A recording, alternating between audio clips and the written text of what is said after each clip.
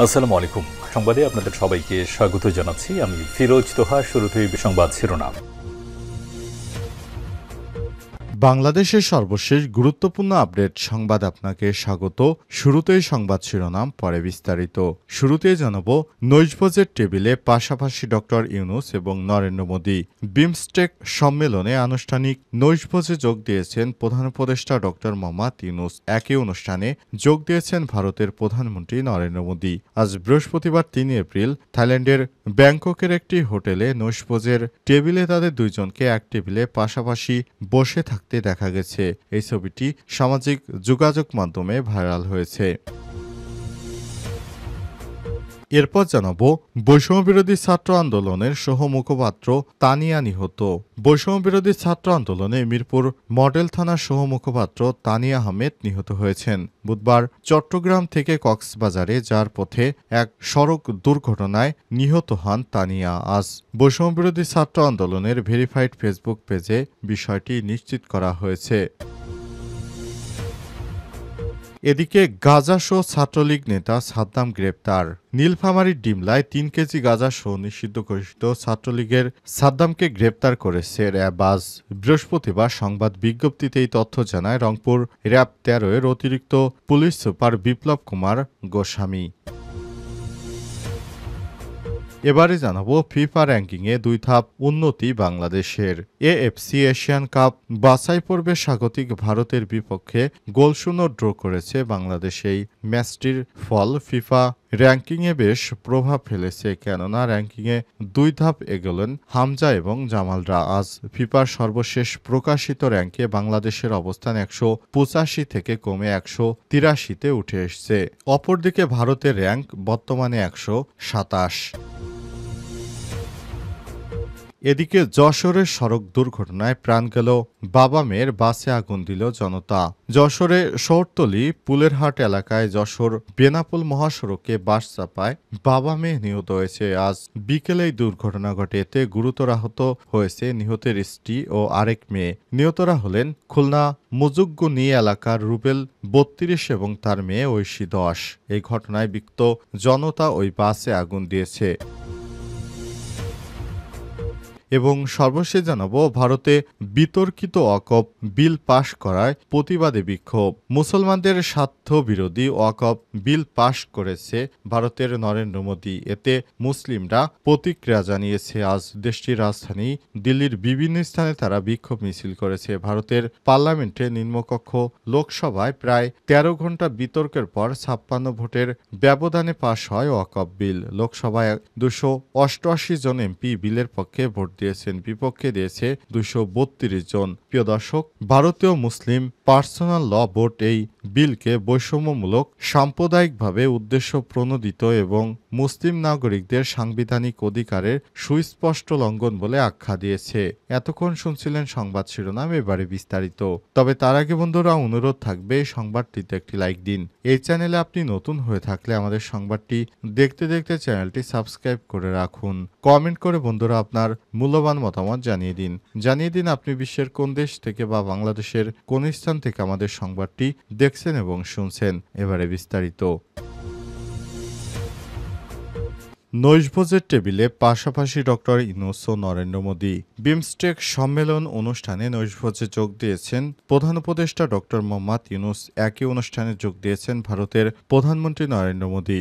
বৃহস্পতিবার ৩ এপ্রিল সন্ধ্যায় থাইল্যান্ডের ব্যাংককের একটি হোটেলে নৈশভোজের টেবিলে তাদের দুইজনকে এক টেবিলে পাশাপাশি বসে থাকতে দেখা গেছে। ব্যাংককের একটি অভিজাত হোটেলে এই নৈশভোজের আয়োজন করা হয়েছে, যেখানে দক্ষিণ এশিয়ার শীর্ষ নেতারা একত্রিত হন। অনুষ্ঠানে বাংলাদেশের প্রধান উপদেষ্টা অধ্যাপক ড মোহাম্মদ ইউনূস থাইল্যান্ডের প্রধানমন্ত্রী পেতোংতাং সিনাত্রয়ের সঙ্গে স্মৃতিচারণমূলক একটি ছবি তুলে নৈশভোজে ভারতের প্রধানমন্ত্রী নরেন্দ্র মোদী সহ শ্রীলঙ্কার প্রেসিডেন্ট, নেপালের প্রধানমন্ত্রী অন্যান্য দক্ষিণ এশীয় নেতাদের উপস্থিত ছিলেন।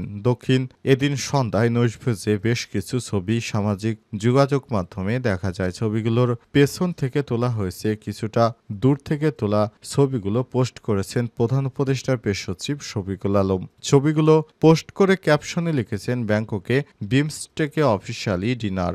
2 দিন সফরে থাইল্যান্ডে গেছেন প্রধান উপদেষ্টা। বিমস্টেকের সম্মেলনে যোগ দিতে ব্যাংককে অবস্থান করছেন তিনি। শুক্রবার বিমস্টেকের চেয়ারম্যানের দায়িত্ব পাচ্ছে বাংলাদেশ। এতে প্রধান উপদেষ্টা চেয়ারম্যান হিসেবে দায়িত্ব গ্রহণ করবেন। প্রধান উপদেষ্টা প্রফেসর ড মোহাম্মদ ইউনূসের কাছে দায়িত্ব হস্তান্তর করবেন থাইল্যান্ডের প্রধানমন্ত্রী। এছাড়াও সম্মেলনের সাইডলাইনে ভারতের প্রধানমন্ত্রী নরেন্দ্র মোদীর সঙ্গে বৈঠকের কথা আলোচনা আছে, তবে এখন পর্যন্ত আনুষ্ঠানিকভাবে কেউ নিশ্চিত করেনি। বৈষম্যবিরোধী ছাত্র আন্দোলনের সহ-মুখপাত্র তানিয়া নিহত। বৈষম্যবিরোধী ছাত্র আন্দোলনে মিরপুর মডেল থানার সহ-মুখপাত্র তানিয়া আহমেদ নিহত হয়েছেন। বুধবার চট্টগ্রাম থেকে কক্সবাজারে যাওয়ার পথে এক মর্মান্তিক সড়ক দুর্ঘটনায় তার মৃত্যু হয়েছে। বুধবার 2 এপ্রিল রাতে বৈষম্যবিরোধী ছাত্র আন্দোলনের ভেরিফাইড ফেসবুক পেজে এক শোক বার্তায় বিষয়টি নিশ্চিত করা হয়েছে। উম্মা ফাতেমা তার বার্তায় উল্লেখ করেছেন, তানিয়া আহমেদ ছাত্র আন্দোলনের প্রতি অত্যন্ত নিবেদিত প্রাণ ছিলেন এবং তিনি সবসময় নিষ্ঠার সঙ্গে তার দায়িত্ব পালন করতেন। তিনি আরও লিখেছেন, সংগঠনের সদস্যদের মধ্যে তার আকস্মিক মৃত্যুর ঘটনায় গভীর শোকের ছায়া নেমে এসেছে। তানিয়া শুধু আন্দোলনের একজন নেতাই ছিলেন না, বরং তিনি বিশ্বাস ও আদর্শের জন্য কাজ করে গেছেন। উমামা আরও লিখেছেন, এই শোকাবহ মৃত্যুতে তিনি আল্লাহর কাছে তানিয়ার আত্মার শান্তি কামনা করেছেন এবং তার জন্য জান্নাতুল ফিরদৌসের উচ্চ মাকাম কামনা করেন। আমিন। এই ঘটনায় তানিয়ার পরিবারের শোকের ছায়া নেমে এসেছে। এই দুর্ঘটনায় তানিয়ার পরিবারের প্রতি গভীর সমবেদনা জানিয়ে সংগঠনটির তার সহকর্মীদের শোক সন্তপ্ত ও ক্ষতিগ্রস্ত পরিবারের পাশে থাকার প্রতিশ্রুতি দিয়েছে। উল্লেখ্য, চট্টগ্রামের লোহাগাড়ায় ঢাকা চট্টগ্রাম মহাসড়কের চুন্তি জাঙ্গালিয়া এলাকায় বুধবার 2 এপ্রিল সকাল 7টার দিকে যাত্রীবাহী বাস ও মাইক্রোবাসের মুখোমুখি সংঘর্ষে 10 জন নিহত হয়েছে। নিহতদের মধ্যে একজন বৈষম্যবিরোধী ছাত্র আন্দোলনের সাবেক সহ মুখপাত্র তানিয়া আহমেদও ছিলেন। গাঁজাসহ ছাত্রলীগ নেতা সাদ্দাম গ্রেপ্তার।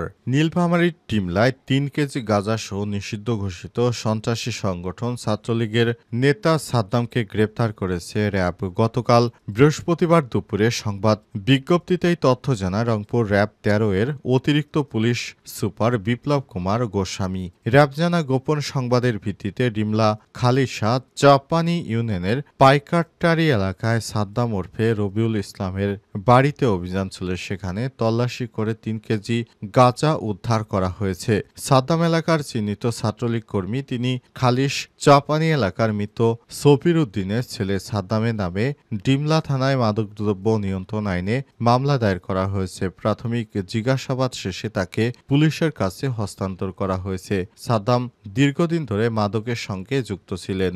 অবশেষে গোপন সংবাদের ভিত্তিতে র্যাবের সদস্যরা তাকে গ্রেপ্তার করতে সমর্থ হয়েছে। সাদ্দাম বিভিন্ন সময় নানা ধরনের অপকর্মে জড়িত ছিলেন, কিন্তু ছাত্রলীগের রাজনীতির সঙ্গে সক্রিয় থাকার কারণে তিনি অপরাধ করেও তারপর পার পেয়ে যেতেন। কিন্তু শেষ পর্যন্ত আওয়ামী লীগ সরকার পতনের পর সাদ্দামের আর শেষ রক্ষা হলো না। তিনি র্যাবের হাতে অবশেষে ধরা পড়েছেন। বিষয়টি র্যাবের সদস্যদের পক্ষ থেকে নিশ্চিত করা হয়েছে। ফিফা র্যাঙ্কিংয়ে 2 ধাপ উন্নতি বাংলাদেশের। এএফসি এশিয়ান কাপ বাছাই পর্বে স্বাগতিক ভারতের বিপক্ষে গোল শূন্য ড্র করে বাংলাদেশ। এই ম্যাচটির ফলে ফিফা র্যাঙ্কিংয়ে 2 ধাপ এগিয়েছে বাংলাদেশ। কেননা র্যাঙ্কিংয়ের 2 ধাপ এগোলেন হামজা এবং জামালরা। আজ ফিফার সর্বশেষ প্রকাশিত র্যাঙ্কিংয়ে বাংলাদেশের 185তম র্যাঙ্ক থেকে 183তম স্থানে উঠে এসেছে বাংলাদেশ। বাংলাদেশের নামের পাশে 5.35 পয়েন্ট যোগ হয়েছে। বাংলাদেশের সর্বমোট পয়েন্ট 904.16 আর সর্বশেষ 2024 সালের 15 ফেব্রুয়ারি র্যাঙ্কিংয়ে 183তম অবস্থানে ছিল বাংলাদেশ। র্যাঙ্কিংয়ে বাংলাদেশের গ্রাফটা শুধু নিচের দিকেই নেমেছে।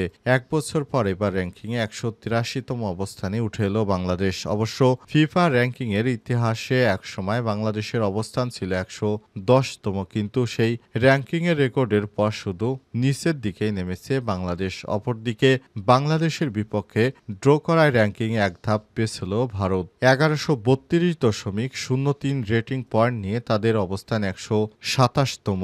অন্যদিকে র্যাঙ্কিংয়ে শীর্ষ দলের মধ্যে বেশ কিছু পরিবর্তন এসেছে। ফ্রান্সকে 3 নম্বর, এক ধাপ পেছনে ঠেলে 2 নম্বরে উঠে এসেছে স্পেন, 6 নম্বরে উঠে এসেছে নেদারল্যান্ড, পর্তুগাল নেমে গেছে 7-এ, শীর্ষ স্থান ধরে রেখেছে বিশ্ব চ্যাম্পিয়ন আর্জেন্টিনা। ব্রাজিলের অবস্থান সেই 5-এই রয়ে গেছে, তাদের আগে 4 নম্বরে রয়েছে ইংল্যান্ড। শীর্ষ 10-এর মধ্যে 8-এ রয়েছে বেলজিয়াম, 9-এ রয়েছে ইতালি এবং 10-এ জার্মানি।